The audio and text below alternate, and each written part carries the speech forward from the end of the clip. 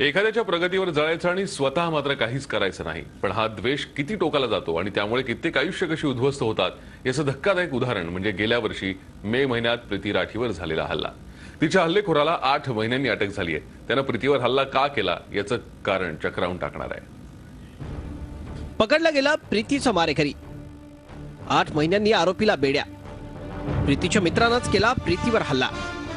मुंबईत आर्मीमध्ये नर्स म्हणून रुजू होण्यासाठी डोळ्यात बरीच स्वप्न घेऊन प्रीती 2 मे 2013 ला वांद्रे टर्मिनसवर ट्रेनमधून उतरली आणि पुढच्या काही क्षणातच तिचं आयुष्य उद्ध्वस्त झालं।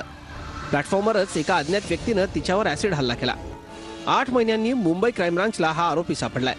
अंकुर पालीवालला दिल्लीतून अटक करण्यात आली आहे। प्रीती राठी ह्या जे मुलीवर ॲसिड हल्ला मुंबईमध्ये झाला होता, माध्यमं टीका करत होती, तिचे पालक येऊन पोलिसांना विचारणा करत होते।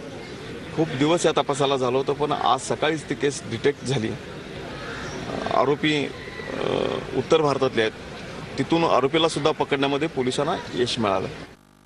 अंकुर पनवर हा 23 वर्षाचा आरोपीला अटक केली आहे आणि 24 तारीखपर्यंत त्याची पोलीस कोठडी घेतली आहे। हा आरोपी दिल्लीचा राहणार आहे, त्याच कॉलनीचा राहणार आहे, BBMB कॉलनी म्हणतात।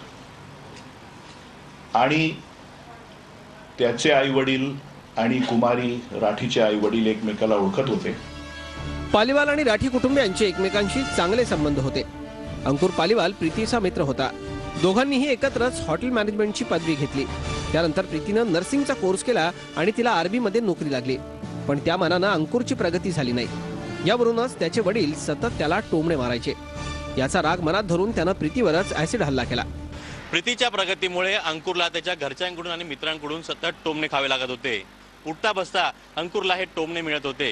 या दिवशी प्रीतीला नोकरी लागली, त्या दिवशी अंकुरच्या घरात जोरदार भांडणं झाली आणि त्याच दिवशी प्रीतीचं आयुष्य उद्ध्वस्त करण्याची योजना अंकुरने आखली आणि तिच्यावर ॲसिड हल्ला केला। निव्वळ द्वेषातून अंकुरनं प्रीतीवर हल्ला केला। यामध्ये तिचा मृत्यू झाला। आता अंकुरलाही पोलिसांनी बेड्या घातल्यात। त्याचंही उरलेलं आयुष्य आता जेलमध्येच जाणार आहे। अजित मांढरे, झी मीडिया, मुंबई।